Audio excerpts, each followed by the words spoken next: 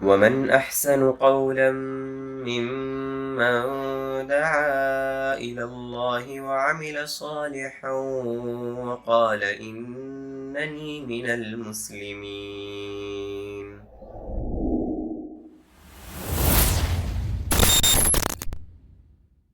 السلام علیکم ورحمۃ اللہ وبرکاتہ. بسم اللہ الرحمن الرحیم. الحمد للہ والصلاة والسلام علی رسول اللہ وعلی آلہ واصحابہ اجمعین. اعوذ باللہ من الشیطان الرجیم. بسم اللہ الرحمن الرحیم. یقلب اللہ اللیل والنہار ان فی ذلک لعبرۃ لأولی الابصار. میرے محترم بھائیوں، دوستوں، عزیز ساتھیوں، دین رحمت کانفرنس جو کہ سعودی عرب کے اندر شہر ریاض میں بدیہ جالیات کی طرف سے منعقد کیا گیا ہے، اور انتظامیہ کی طرف سے مجھے جو موضوع دیا گیا وہ ہے موسم سرما کے احکام و مسائل. بہت ہی اہم موضوع ہے. ٹھنڈی کا جاڑے کا موسم شروع ہو چکا ہے، تو ایک مسلمان سردی کے موسم میں زندگی کیسے گزارے، شریعت کے مطابق اس کے کیا احکام و مسائل ہے، اس کا جاننا ہر مسلمان کی ذمہ داری ہے. تو بہت ہی اہم اور موقع کی مناسبت سے بہت ہی اچھا موضوع چنا گیا ہے.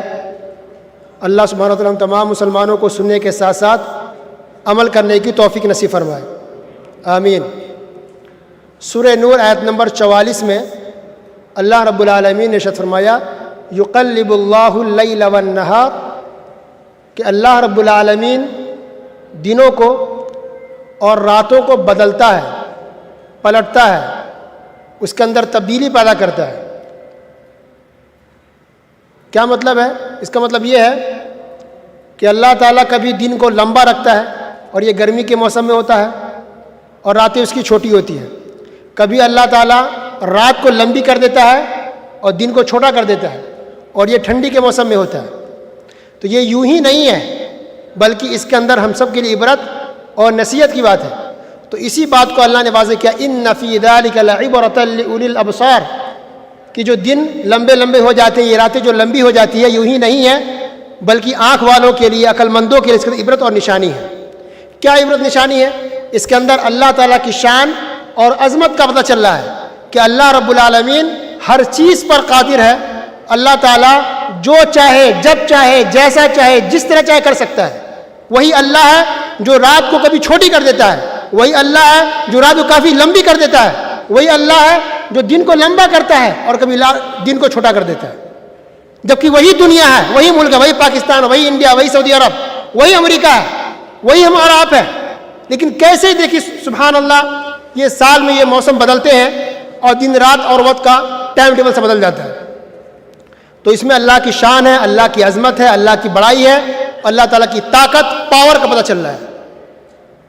اور اس کے اندر ہم لوگ کی رحمت یہ ہے کہ اگر پورا سال ایک ہی اگر موسم ہوتا ہے، صرف گرمی تو ہم اکتا جاتے ہیں، اور صرف ٹھنڈی رہتی ہے تو ہم بالکل پریشان ہو جاتے ہیں، اور وقت گزارنا بھی مشکل ہوتا ہے. لیکن جب یہ موسم چینج ہوتا ہے تو وقت گزارنا بھی آسان ہو جاتا ہے. ہمارے ذہنوں میں ایک تبدیلی آتی ہے، خوشی بھی ہوتی ہے کہ چلو گرمی کے موسم میں پریشان تھے، ٹھنڈی میں تھوڑا آرام ملے گا، سکون سے تھوڑا آرام سے سو بھی سکتے ہیں، آرام سے رہ سکتے ہیں. پھر ٹھنڈی میں پریشان ہوتے بہت، تو پھر امید جاتی ہے اب گرمی کا موسم آنے والا ہے، ٹھنڈی سے ہم بچ جائیں گے. تو ہمارا ذہن بدلتا ہے، وقت گزارنے میں اچھا لگتا ہے، ذہن فریش رہتا ہے. تو یہ موسم کی تبدیلی ہم انسانوں کے لیے اللہ کی طرف سے بہت بڑی رحمت اور نعمت ہے. اگر آپ کو روزانہ بریانی کھلایا جائے، کراچی کی بریانی، حیدرآبادی بریانی، اب خود پریشان ہو جائیں گے. لیکن کبھی بریانی، کبھی دال، کبھی چاول، کبھی سبزی، کبھی روٹی، تو اچھا لگتا ہے. تو موسم کی تبدیلی کے اندر بھی ہم مسلمانوں کے لیے بہت بڑی آسانی ہے. تو ٹھنڈی کے موسم میں کیا احکام و مسائل ہے، اور مسلمانوں کو کن چیزوں کا خیال رکھنا چاہیے، ان باتوں کو ہم انشاءاللہ اس بیان میں جاننے کی کوشش کریں گے. تو سب سے پہلی بات یہ ہے کہ ٹھنڈی کے موسم میں ہمیں چاہیے کہ اپنے ساتھ ہم دوسروں کا بھی خیال رکھیں. کوئی آپ کا روم پارٹنر ہے، آپ کے ساتھ رہتا ہے، آپ کے ساتھ کام کرتا ہے، تو ٹھنڈی کا موسم مثال کے طور پر تو لوگ کیا کرتے ہیں عام طور پہ دروازہ کھول کے چلے جاتے ہیں کام پر، ڈیوٹی پر، کسی کام کے لیے. اور ٹھنڈی ہوائیں گھر میں آ رہی روم میں آ رہی ہے, یہ مناسب نہیں ہے. کوئی کھڑکی کھول دیتا ہے تو کھڑکی کھلی ہوئی ہے, ٹھنڈی ہوائیں بیچارہ پریشان اٹھ کر کے بند کرنا پڑتا ہے, تو یہ صحیح نہیں ہے. اس کا خیال رکھیے کہ جس سے آپ کو ٹھنڈی لگتی ہے, کوئی انسان سو رہا ہے, دروازہ بند کیجئے, کھڑکی بند کیجئے, ٹھنڈی ہوائیں باہر سے نہ آئے. اسی طرح آپ نہانے کے لیے جاتے ہیں, گیزر چالو کیا, گرم پانی نہا لیا پورا, نکل گئے نہا دھو کے. اب بعض آدمی کیا کرے گا, اپنا کام بنتا باہر میں جائے جنتا, یہ صحیح نہیں ہے. جس طرح آپ چاہتے ہیں کہ آپ کو گرم پانی ملے, اتنے پانی سے نہائیے کہ باقی دوسروں کے لیے بچ جائے, وہ بھی نہا سکے, ٹھنڈی کا موسم ہے. تو اس میں بھی احتیاط کرنا چاہیے کہ بقدر ضرورت ایسے بھی ہمیشہ استعمال کرنا ہے, لیکن دوسروں کا بھی خیال رکھنا. آپ کا پارٹنر ہے, آپ کا ساتھی ہے, آپ کے گھر والے ہیں, آپ کے اہل خانہ ہیں, کوئی بھی ہو, کہیں بھی آپ رہ رہے ہیں, جی رہے ہیں, تو ان کو بھی گرم پانی ملے اور ان کو ٹھنڈی نہ پہنچے, اس کے لیے جو بھی کھڑکی طرح بند کرنا ہوتا ہے یا گرم کپڑے کا انتظام ہے, جو کچھ بھی جو اپنے لیے ہم سوچتے ہیں وہی گھر والوں کے لیے, پارٹنر کے لیے بھی سوچنا چاہیے. تو ان باتوں کا خیال ہر ایک کو رکھنا ہے. عام طور پر اللہ پرواہی کرتے, اس لیے سب سے پہلے اس کو بیان کیا گیا. اب یہ مسئلے کے حساب سے ہم دیکھتے ہیں کیا کیا مسائل ہیں. تو مسئلہ نمبر 1, ٹھنڈی کے موسم میں روزہ اور تہجد کی نماز کا خوب اہتمام کرنا چاہیے. یہ پہلا مسئلہ. ٹھنڈی کا موسم آتے ہوئے ہم کیا سوچتے ہیں عام طور پر کہ گرم کپڑا خرید لیے تاکہ ہم ٹھنڈی سے بچ سکیں اور دیر تک سوئیں گے, ہے نا, بس اتنا ہی ہے. یہ صحیح نہیں ہے. اصل چیز یہ کہ ٹھنڈی کا موسم یہ عبادت کا موسم ہے. حدیث کی کئی کتابوں یہ بات موجود ہے. نبی اکرم صلی اللہ علیہ وسلم نے ارشاد فرمایا, الشتاء ربیع المؤمن, کہ ٹھنڈی کا موسم مومن کے لیے بہار ہے. ٹھنڈی کا موسم مسلمانوں کے لیے بہار ہے عبادت کے اعتبار سے.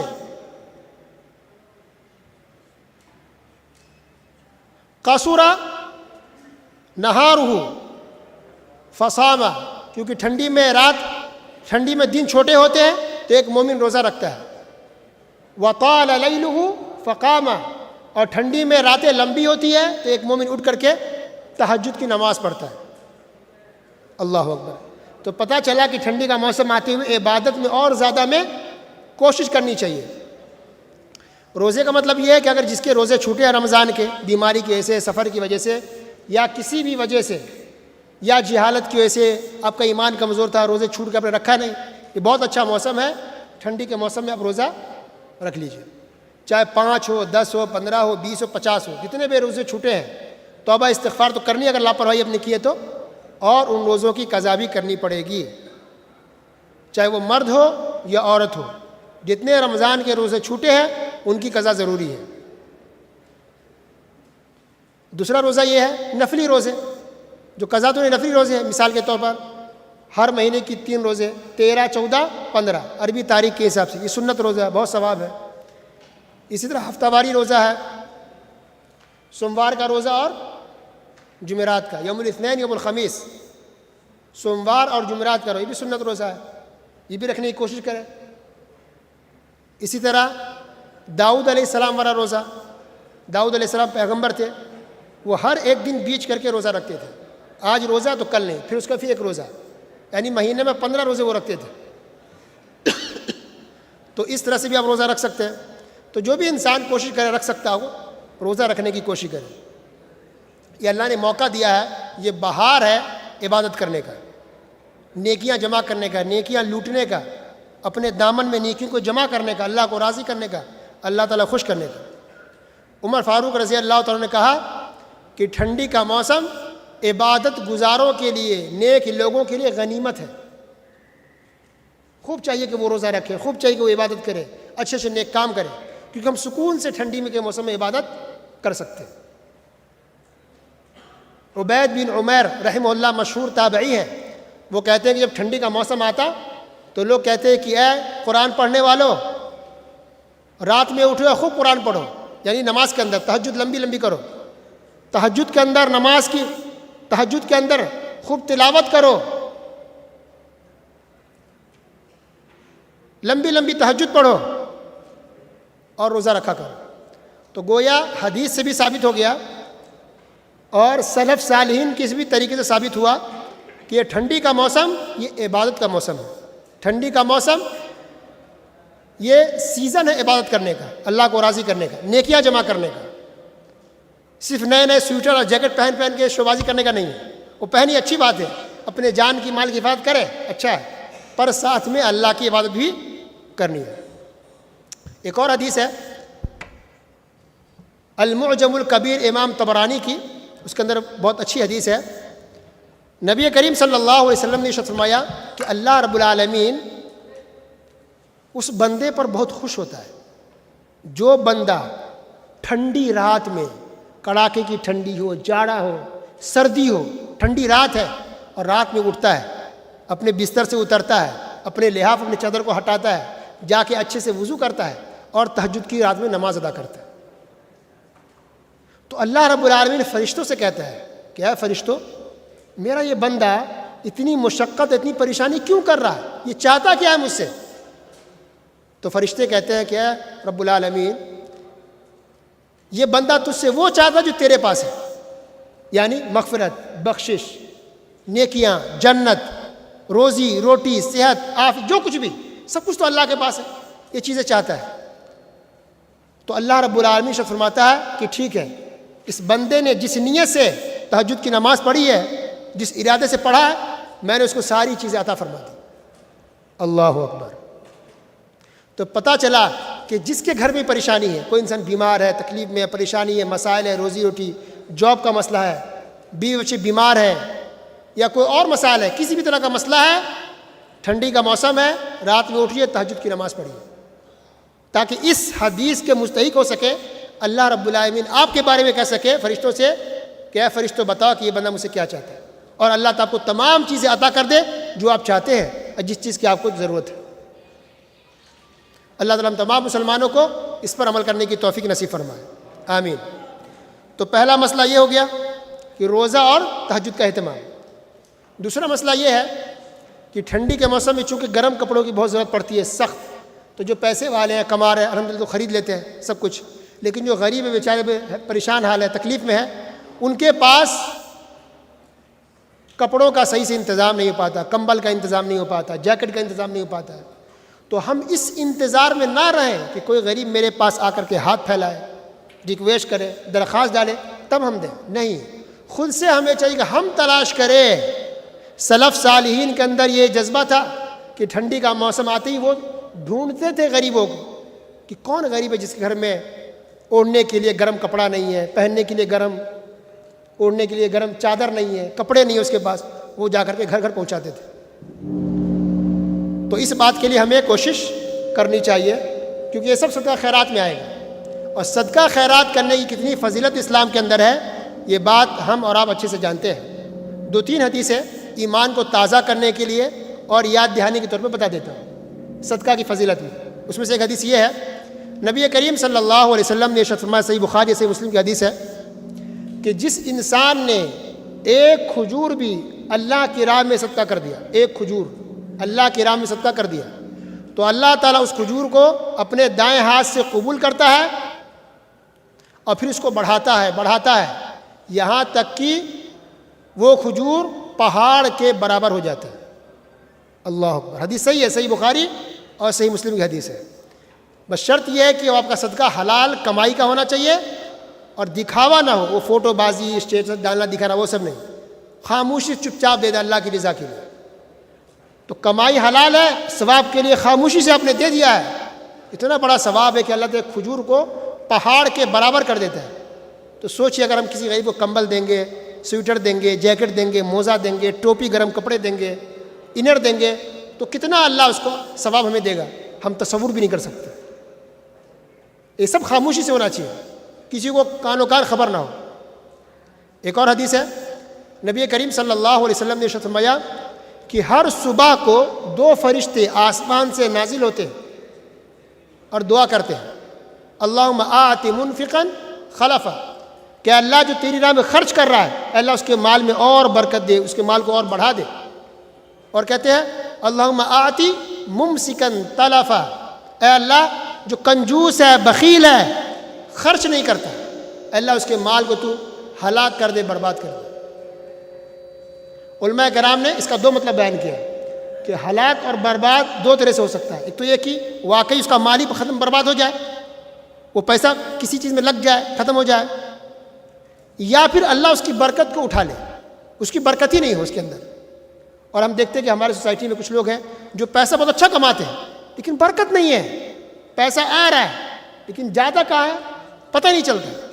ہو سکتا ہے یہ صدقہ نہ کرنے کی وجہ سے ہو رہا ہو. اللہ اکبر. اس لیے انسان کو چاہیے کہ خوب صدقہ خیرات کرے. نبی کریم صلی اللہ علیہ وسلم نے یہ بھی ارشاد فرمایا, داووا مرضاکم بالصدقہ, کہ تم اپنے مریضوں کا علاج صدقہ خیرات کر کے کرو. اس حدیث کو شیخ البانی رحمہ اللہ نے صحیح الجامع کے اندر حسن قرار دیا ہے. داووا مرضاکم بالصدقہ, یعنی اگر تم میں سے کوئی بیمار ہو, خود آپ بیمار ہیں, گھر میں کوئی بیمار ہے, بیوی بچے ماں باپ بھائی بہن, تو اللہ کی راہ میں صدقہ کیجیے. صدقہ کی وجہ سے اسی بیمار کو اللہ تعالیٰ شفا دے دیتا ہے. اللہ اکبر. فرق سمجھیے, ایک آدمی اس طرح کہتا ہے کہ اے اللہ یہ بیمار, میری بیوی, میرا بیٹا, میرے بچے اگر ٹھیک ہو گئے تو اللہ میں تیری راہ میں ایک بکرا دے دوں گا. ایسا کوئی کہتا ہے. یہ جائز ہے لیکن کوئی اچھا کام نہیں, اس سے کوئی فائدہ نہیں ہوتا ہے. نظر نہیں ماننا چاہیے, نظر ماننا جائز ہے لیکن اس سے کوئی فائدہ نہیں ہوتا ہے.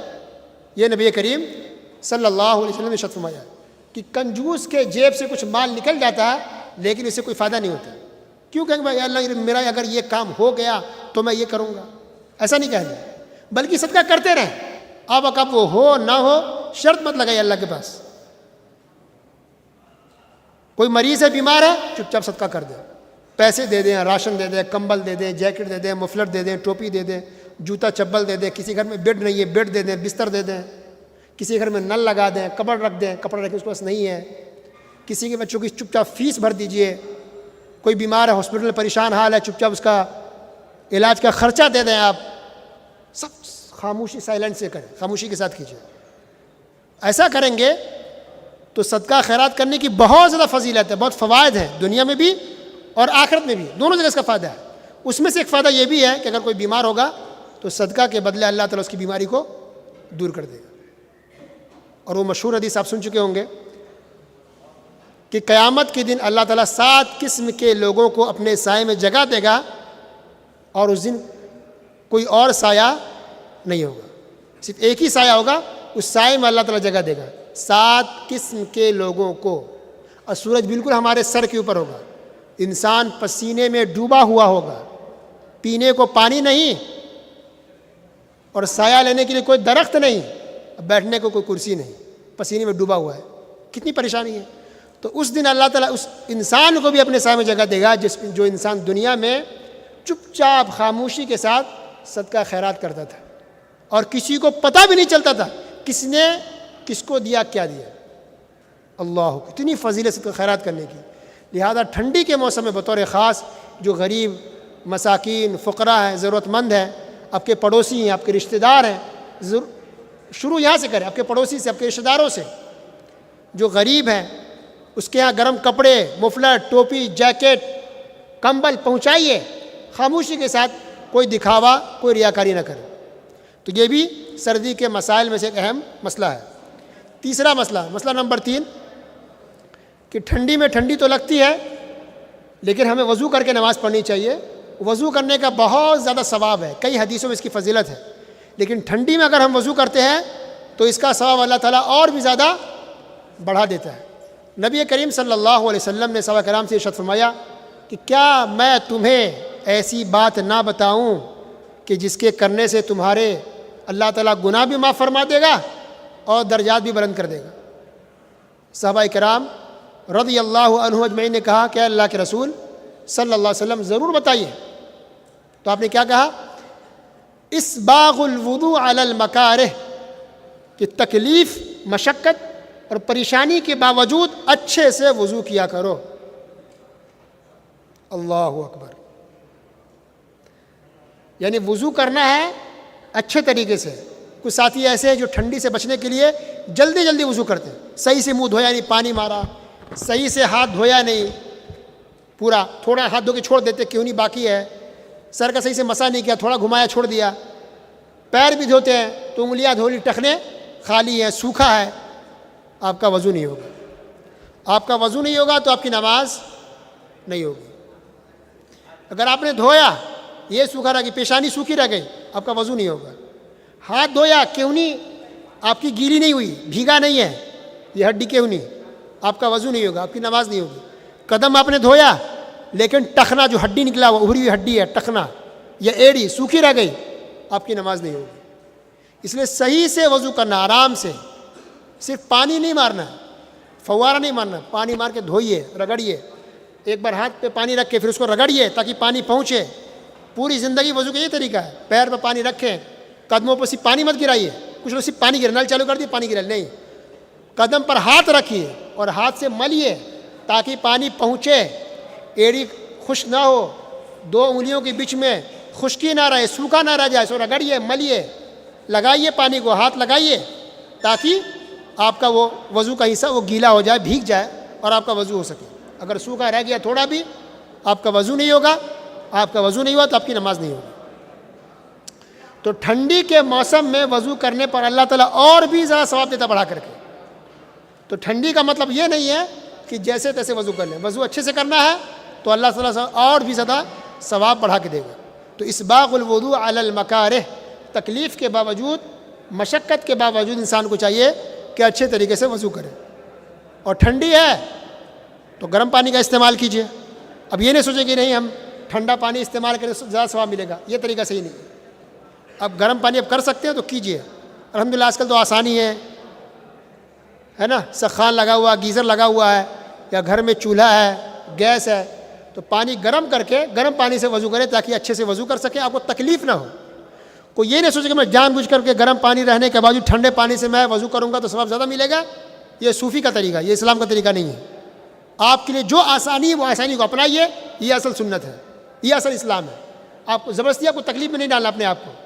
تو وضو کا مسئلہ ہو یا نہانے کا مسئلہ ہو, گرم پانی کر کے نہائیے, گرم پانی کر کے وضو کیجیے ٹھنڈی کے موسم میں تاکہ آپ کو تکلیف نہ ہو, آسانی سے وضو کر سکے اور نہا سکے. مسئلہ نمبر 4, موزوں پر مسح کرنا. ویسے تو ہم پورے سال میں جب چاہے آپ موزہ پہن کے اس پر مسح کر سکتے ہیں, اس کے لیے ٹھنڈی کا ہونا ضروری نہیں ہے. لیکن چونکہ ٹھنڈی میں لوگ اکثر موزہ استعمال کرتے ہیں, یہ بات صحیح ہے, تو اس مسئلہ کو بھی جان لیجئے کہ آپ موزہ پر مسح کر سکتے ہیں. لیکن اس کے لیے ضروری ہے کہ پہلے آپ وضو کر لیں, اچھے سے پورا پیر دھو لیں, مکمل وضو کریں, اور وضو کرنے کے بعد آپ موزہ پہنیں. موزہ پہنے کو جب کبھی وضو کریں گے, جب نماز کا وقت ہوگا تب آپ وضو کا سارا کام کر لیں. جب پیر دھونے کی بات آئے گی تو پیر مت دھوئیے, موزہ مت اتاریے, بس پانی ہاتھ میں لیں, پانی کو گرا لیں. یہ قدم ہے, انگلی سے شروع کریں, ایک بار اوپر سے کھینچ لیجیے, ہو گیا. پھر بایاں پیر ہے, وہی ہاتھ, یہ قدم آپ کا نیچے, پیر کی انگلی سے شروع کریں, اوپر سے کھینچ لیں, ایک بار بس, آپ کا موزے پر مسح ہو گیا. یعنی موزے کے نیچے مسح نہیں کرنا, دائیں بائیں نہیں کرنا, پورا گھمانا نہیں ہے, صرف قدم کے اوپر ایک مرتبہ ایسے رکھ کر کے ایسے کر لیں, بس ہاتھ کو پھر لیجئے, یہ آپ کا مسح موزے کے اوپر ہو گیا. جو ساتھی پیچھے بات نہ کرے, سب کو ڈسٹرب ہو رہا ہے, اگر کوئی ضرورت ہے تو باہر چلے جائیں. تو موزے پر مسح کرنے کا یہ طریقہ بالکل آسان ہے, لیکن آپ پورا پہلے مکمل وضو کریں گے, موزہ پہنیں گے, اس کے بعد جب وضو کرنا تب مسح کریں گے. لیکن کوئی انسان بغیر وضو کے موزہ پہن لیا ٹھنڈی کی وجہ سے اور وضو نہیں تھا, تب وضو کرنے وقت آپ کو موزہ اتارنا پڑے گا. طہارت کی حالت میں اگر موزہ آپ نے پہنا ہے تب موزے پر مسح کریں گے. بغیر طہارت کا آپ نے موزہ پہن لیا ہے تو اس پر مسح کرنے سے نہیں چلے گا, آپ کو اتارنا پڑے گا. ٹھیک ہے. کتنے دن تک یا کتنے ٹائم تک آپ مسح کر سکتے ہیں اگر آپ نے موزہ طہارت کے حالت میں پہنا ہے؟ تو اس کی حدیث موجود ہے. شریح بن ہانی کہتے ہیں کہ میں عائشہ رضی اللہ عنہ کے پاس گیا یہ مسئلہ پوچھنے کے لیے. تو عائشہ رضی اللہ عنہ نے کہا کہ جاؤ حضرت علی کے پاس, ان کو زیادہ معلوم ہے اس تعلق سے. تو علی رضی اللہ عنہ کے پاس گئے اور پوچھا. تو علی رضی اللہ عنہ نے جواب دیا کہ نبی کریم صلی اللہ علیہ وسلم نے کہا ہے کہ جو انسان مقیم ہے, یعنی سفر کی حالت میں نہیں ہے, تو وہ اپنے موزے پر 1 دن 1 رات تک مسح کرے گا. اور جو انسان سفر کی حالت میں ہے, مسافر ہے, تو وہ 3 دن 3 رات تک موزے پر مسح کر سکتا ہے۔ بات کلیئر ہو گئی؟ الحمدللہ۔ اب یہ سفر کسی بھی وجہ سے ہو، عمرہ کرنے گئے، حج کرنے گئے، یا اپنے کسی اور سے گئے، جس کو کہتے ہیں سفر دور دراز، جس میں نماز قصر ہو جاتی ہے، وہاں کی بات ہے۔ موزہ کس طرح کا ہونا چاہیے جس پر آپ مسح کر سکتے ہیں؟ تو اس تعلق سے دو باتیں ہیں لوگوں میں۔ ایک بات تو یہ مشہور ہے کہ موزہ اگر چمڑے کا ہو تو ہی مسح کیا جا سکتا ہے، اور دوسرا قول یہ ہے کہ موزہ کسی بھی چیز کا ہو اس پر مسح کر سکتے ہیں۔ تو یہ دو طرح کی باتیں ہیں۔ تو چمڑے والے موزہ پر مسح تو کر ہی سکتے ہیں، اس میں کوئی شک شبہ نہیں ہے، لیکن جو دوسرا موزہ جو آج کل چل رہا ہے، اون کا، لیلون کا، کپڑوں کا جو موزہ آج کل چل رہا ہے، اس پر بھی آپ چاہیں تو مسح کر سکتے ہیں۔ کئی صحابہ کرام سے اس کا بھی ثبوت ملتا ہے، اور سعودی عرب کے تمام علماء کرام نے یہ فتویٰ دیا ہے کہ جو آج کل جو موزے چل رہے ہیں اونی، ان موزوں پر مسح کیا جا سکتا ہے، کوئی حرج نہیں ہے، کیونکہ اس کی دلیل موجود ہے کہ صحابہ کرام کی ایک جماعت، سلف صالحین، تابعین، تبع تابعین، وہ لوگ بھی مسح کرتے تھے۔ مسئلہ نمبر 5، تیمم۔ تیمم کئی وجہوں سے کیا جاتا ہے، جیسے پانی نہ ملے تو تیمم، لیکن ایک ریزن تیمم کا یہ بھی ہے سردی۔ اگر سردی کا موسم ہے، ٹھنڈی بہت زیادہ آپ کو لگ رہی ہے، اب پانی ٹھنڈا ہے اور گرم کرنے کا کوئی آپ کے پاس انتظام نہیں ہے، اور آپ کو ڈر ہے کہ آپ بیمار پڑ جائیں گے، یا بیماری ہے تو بیماری آپ کی بڑھ جائے گی، تو اس حالت میں آپ تیمم کر سکتے ہیں۔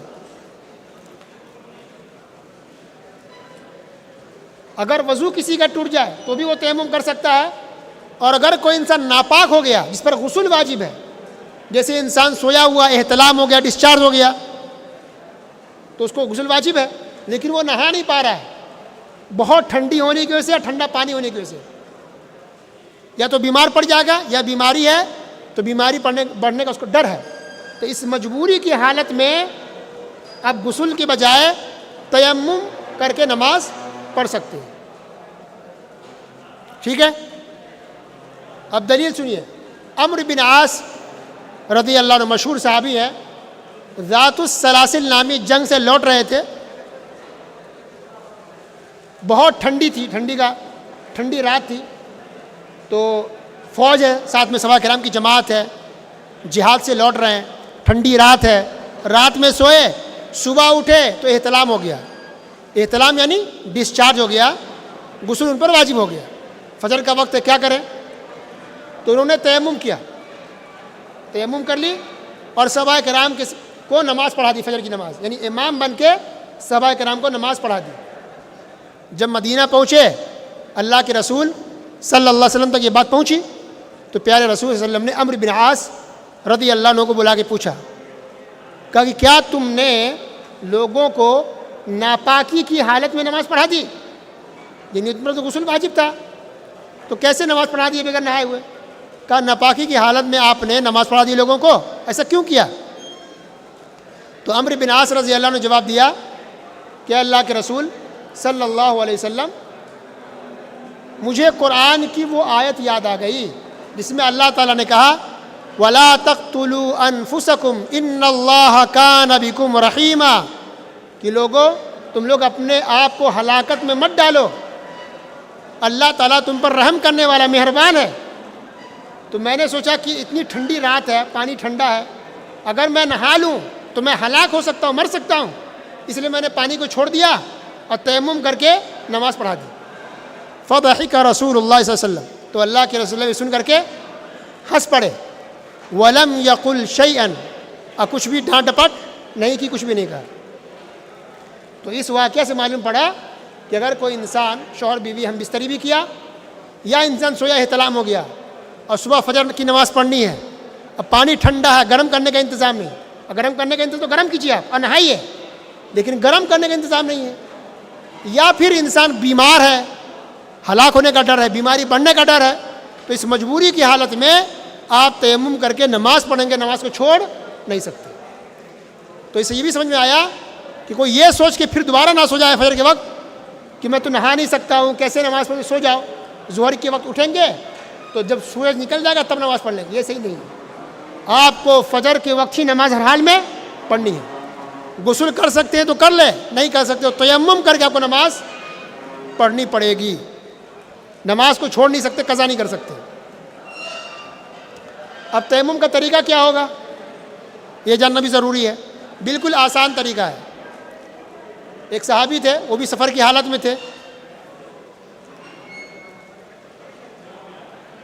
تو ان پر غسل واجب ہو گیا, ان کو بھی احتلام ہو گیا. رات میں سوئے, فجر کا وقت صبح اٹھے تو احتلام ہوا. تیمم کرنا چاہ رہے تھے کیونکہ اب پورے بدن کا مسئلہ ہے, ناپاکی یعنی نہانا ہے, تو ان کو لگا کہ تیمم مطلب پورا لیٹنا پڑے گا, تو زمین پر لیٹ گئے. وہ صحابی زمین پر مٹی پر لوٹ پوٹ کرنے لگے. جب اللہ کے رسول صلی اللہ علیہ وسلم تک یہ بات پہنچی تو آپ نے کہا کہ پورے زمین پر لیٹنے کی ضرورت نہیں ہے, صرف کیا کرو, دونوں ہاتھوں کو مٹی پر پہلے بسم اللہ پڑھ لینا. وضو سے پہلے بسم اللہ, کام سے بسم اللہ ہے. اس کے بعد دونوں ہاتھوں کو مٹی پر سے پٹکو, مارو, پھر پھونکو تاکہ دھول اڑ جائے, اور چہرے پر مل لو, اور پھر ہاتھوں کو آپس میں ایسے ملا لو. بس ایک ہی بار ہو گیا تیمم. یعنی اگر آپ کو صرف وضو کرنے کی ضرورت ہے, پیشاب گئے طہارت کے لیے, ٹوائلٹ گئے, ہوا خارج ہو گیا, تب آپ کو تیمم کرنا ہے, تب بھی یہی طریقہ ہوگا. یا اگر کسی پر غسل واجب ہے, ہم بستری کا بیوی سے احتلام ہو گیا اور پانی استعمال نہیں کر سکتا, بیمار ہے بیچارہ, ہلاک ہونے کا ڈر ہے, مر جانے کا ڈر ہے, تب جو تیمم کرے گا تب بھی تیمم کرنے کا طریقہ یہی ہے. بس اتنا ہی کریں گے اور آپ نماز پڑھ لیں گے. تو بسم اللہ پڑھیں گے, دونوں ہاتھوں کو مٹی میں سے مارنا ہے, اور پھر پھونک لیں, اور دونوں ہاتھوں کو چہرے پر پھیر لیں اچھے سے. دونوں ہاتھوں کو چہرے پر پھیرنا ہے اور پھر آپس میں ملا لینا ہے. بس یہ ہو گیا آپ کا تیمم ایک ہی بار. یعنی تیمم کے اندر پورا ہاتھ نہیں ہے, تیمم کے اندر سر کا مسح نہیں ہے, اور تیمم کے اندر پیر بھی نہیں ہے. تیمم صرف کیا ہے, چہرہ اور ہاتھ, بس کلائی تک, بس اتنا ہی ہے. ایک دم آسان ہے. اس سے سمجھ میں آ رہا کہ اسلام کتنا آسان ہے. اللہ اکبر. ایسے یہ بھی سمجھ میں آیا کہ کوئی انسان نماز چھوڑ سکتا ہے ٹھنڈی کی وجہ سے, ٹھنڈی لگ رہی تو سو جاؤ, 8 بجے اٹھیں گے تو نماز پڑھ لیں گے, 9 بجے پڑھ لیں گے, کبھی نہیں. ہر نماز کو اس کے وقت میں ہر حال میں ادا کر لینا. یہ ہے نماز, یہ ہے اسلام, یہ ہے ایمان. تو تیمم کا طریقہ بھی معلوم پڑ گیا. مسئلہ نمبر 7, ٹھنڈی میں عام طور پہ لوگوں کو سائے کی ضرورت پڑتی ہے. تھوڑا دھوپ نکل گیا, سائے کی نہیں, سوری, دھوپ کی ضرورت پڑتی ہے. ٹھنڈی میں لوگ دھوپ سیکنا چاہتے ہیں تو چلے جاتے دھوپ میں بیٹھنے کے لیے, تو دھوپ میں بیٹھ جائے اچھی بات ہے. لیکن کہیں ایسی جگہ آپ بیٹھیں کہ جہاں آدھا دھوپ آ رہا ہو اور آدھا سایہ ہو, تو ایسی جگہ پر ہم بیٹھ نہیں سکتے.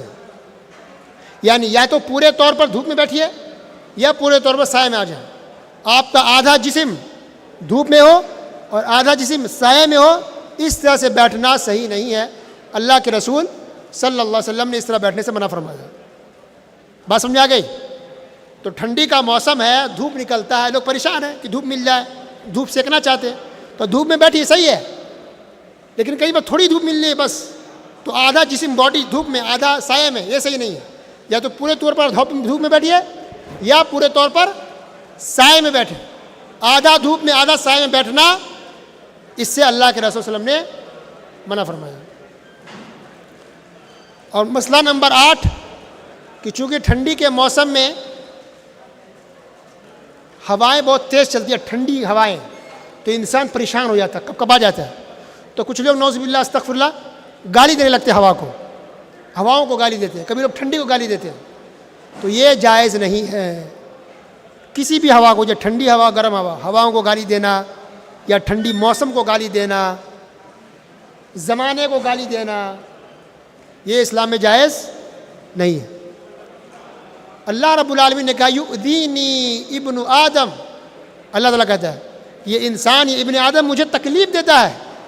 یسب الدار, وہ زمانے کو گالی دیتا ہے. حالانکہ زمانے کا مالک کون ہے, صاحب کون ہے؟ اللہ تعالیٰ ہے. تو اگر کوئی زمانے کو گالی دے رہا ہے, نعوذ باللہ گویا کہ اللہ کو گالی دے رہا ہے. کیونکہ زمانہ ہمارے آپ کی طرح نہیں ہے. اللہ نے حکم دیا تو ٹھنڈی آ گئی, اللہ نے حکم دیا تو گرمی آ گئی, اللہ نے حکم دیا تو ہوائیں آ گئی, اس میں اس کا کوئی قصور ہے؟ نہیں ہے. ہم کچھ کریں آپ کو تو میرا قصور ہے, اللہ نے ہم کو عقل دیا, ہاتھ ہے, پیر ہے, میں آپ کو تکلیف نہ دوں یہ طریقہ ہے, تکلیف دوں تو میرا قصور ہے. لیکن یہ ہوائیں, یہ دھوپ, یہ بادل, یہ بارش, یہ موسم, اس کا تو کوئی قصور نہیں, وہ اللہ کے حکم سے چلتے, اس کی کوئی مرضی نہیں ہے. اس لیے ہواؤں کو, زمانے کو, ٹھنڈی کو گالی نہیں دینی چاہیے, صحیح طریقہ نہیں ہے. آخر میں یہ بات جان لیں کہ جو ٹھنڈی کا جو موسم ہے یہ جہنم کے سانس لینے کی وجہ سے ہوتی ہے. پھر سے سنیے, یہ جو ٹھنڈی کا موسم اور گرمی کا جو موسم ہے یہ جہنم کے سانس لینے کی وجہ سے ہوتی ہے. نبی کریم صلی اللہ علیہ وسلم نے ارشاد فرمایا کہ جہنم نے ایک مرتبہ اللہ تعالیٰ سے شکایت کی کہ اے میرے رب, میرا بعض حصے کو کھا رہا ہے, مجھے سانس لینے کی اجازت دی جائے. تو اللہ رب العالمین نے جہنم کو سال میں 2 مرتبہ سانس لینے کی اجازت دے دی. ایک مرتبہ شتا ٹھنڈی کے میں, اور ایک مرتبہ فی الصیف گرمی کے موسم میں. تو اللہ کے رسول صلی اللہ علیہ وسلم نے فرمایا کہ جو تم گرمی محسوس کرتے ہو یہ جہنم کی وجہ سے ہے, اور جو تم ٹھنڈی محسوس کرتے ہو یہ بھی جہنم کے سانس لینے کی وجہ سے. اللہ اکبر. گویا کہ جہنم کے اندر انسان کو 2 طرح سے عذاب دیا جائے گا. ایک تو گرمی کی وجہ سے, آگ میں جلا کے, آگ میں تپا کے, اور جہنم ہی کے اندر ایک حصہ, ایک ڈپارٹمنٹ ٹھنڈی والا ہے جس کو کہتے ہیں زمہریر. اللہ کے رسول فرمایا کہ یہ زمہریر ہے. تو جہنم کے اندر ایک حصہ ٹھنڈی والا بھی ہے, جاڑے والا, اس کو کہتے ہیں زمہریر. اتنا ٹھنڈا ہے وہ جگہ, اتنا ٹھنڈا جہنم کے اندر کہ اگر انسان کو اس میں ڈالا جائے تو انسان کا گوشت گل گل کر کے نکل جائے گا, گر جائے گا. تو انسان چیخے گا, چلائے گا, کاش مجھے کہیں سے گرمی مل جائے, کوئی گرماہٹ مل جائے, کہیں سے یہاں سے بچ سکوں میں. اللہ اکبر.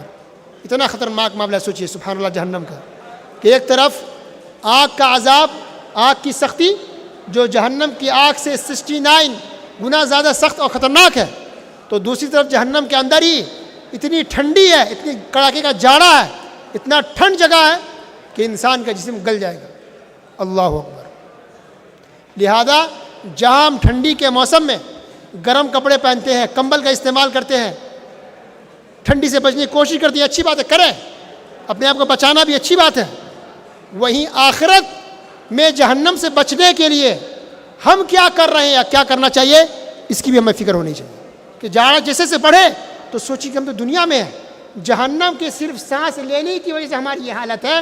تو اللہ رب العالمین جب جہنم کے اٹھا کر کے جاڑے کی جگہ میں, ٹھنڈی سردی کی جگہ میں ڈال دے گا تو ہمارا کیا حال ہوگا. آگ میں اللہ جہنم میں ڈال دے گا تو ہمارا کیا حال ہوگا. اللہ اکبر. بہت ہی خطرناک معاملہ ہے یہ. اس لیے ہمیں چاہیے کہ ہم عبرت اس سے پکڑیں, نصیحت پکڑیں, اپنی اصلاح کریں, توبہ استغفار کریں, نماز کی پابندی کریں, شریعت پر عمل کریں, دین پر عمل کریں, اپنے آپ کو بدلیں. جیسے موسم بدلتا ہے ہم اپنے آپ کو بدلیں. گرمی گئی, ٹھنڈی آئی تو ہم بھی اچھے ہوں, پہلے سے بہتر ہوں, پہلے سے اچھا بننے کی کوشش کریں, نمازی بنیں, اپنے آپ کو دین سے, اسلام سے جوڑیں, حلال حرام کی تمیز کریں, توحید و سنت پر آئیں, شرک سے توبہ کریں, بدعت سے توبہ کریں, حرام کام سے توبہ کریں, حرام خوری سے توبہ کریں. جو حلال طریقہ ہے, کتاب و سنت کا راستہ, جو توحید کا راستہ ہے, اس کو اپنانے کی کوشش کریں. اور نبی کریم صلی اللہ علیہ وسلم نے فرمایا کہ جو آدمی 3 مرتبہ جنت مانگتا ہے اور 3 مرتبہ جہنم سے پناہ مانگتا ہے تو جنت کہتی کہ اے اللہ اس انسان کو میرے اندر داخل کر دے, اور جہنم بھی کہتی ہے کہ اے اللہ اس انسان کو مجھ سے بچا لے. تو یا تو اردو میں کیا ہے کہ اللہ مجھے جہنم سے بچا لے, جہنم سے بچا لے, جہنم سے بچا لے, اے اللہ مجھے جنت دے, مجھے جنت دے, مجھے جنت دے, ایسا کہہ لیں. یا تو عربی میں کہیں اللہم انی اسألک الجنہ واعوذ بک من النار, اللہم انی اسألک الجنہ واعوذ بک من النار, اللہم انی اسألک الجنہ واعوذ بک من النار. تو اتنی بڑی اس کی فضیلت ہے کہ اگر ہم 3 مرتبہ جنت مانگتے ہیں تو جنت خود کہتی ہے اللہ سے کہ اے میرے رب اس انسان کو میرے اندر داخل کر دے. اور جب ہم جہنم سے پناہ مانگتے ہیں تو جہنم خود کہتی ہے کہ اے اللہ اس انسان کو مجھ سے بچا لے. اللہ اکبر. اللہ رب العالمین تمام مسلمانوں کو جہنم کی آگ سے بچائے. اللہ ہم تمام مسلمانوں کو جہنم کے اندر سردی کا, جاڑے کا جو عذاب ہے, اللہ اس سے بھی محفوظ رکھ. اللہ ہم تمام مسلمانوں کو جو ہم نے سیکھا سمجھا ہے, سردی کے احکام مسائل اس کو جاننے کے ساتھ سمجھنے کے ساتھ ساتھ اس پر عمل کرنے کی توفیق دے۔ اے اللہ اس جاڑے اور سردی کے موسم میں خوب عبادت کرنے کی توفیق نصیب فرما۔ اے اللہ اس جاڑے کے موسم میں دوسروں کا بھی خیال رکھنے کی توفیق دے۔ اے اللہ ہم تمام مسلمانوں کے جان کی، مال کی، ایمان کی اور عزت و آبرو کی حفاظت فرما۔ اے اللہ ہم تمام مسلمانوں کو پہلے سے بہتر اور اچھا کر دے، دیندار بنا دے، گناہوں سے توبہ استغفار کرنے والا بنا دے، شیطان کے راستے سے دور بھاگنے والا بنا دے، اور پیارے رسول محمد رسول اللہ صلی اللہ علیہ وسلم کا جو طریقہ ہے، سنت طریقہ، اس پر چلنے والا بنا دے۔ آمین یا رب العالمین۔ وصلی اللہ علی نبینا محمد وعلی آلہ وصحبہ اجمعین۔ السلام علیکم ورحمۃ اللہ وبرکاتہ۔